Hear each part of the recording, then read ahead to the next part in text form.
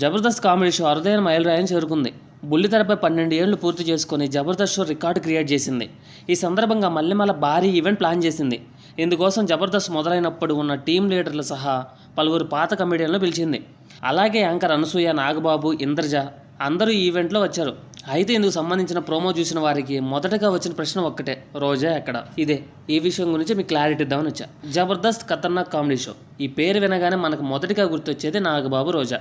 అవును, ఎందుకంటే ఈ షో మొదలైనప్పటి నుంచి ఎన్నో ఏళ్ల పాటు వీరిద్దరు జడ్జిలుగా షోని ముందుకు నడిపించారు. జబర్దస్త్ షో మొదలైనప్పుడు అందులో చాలామంది కమెడియన్లు అప్పటి వరకు ఎవరికీ తెలియదు.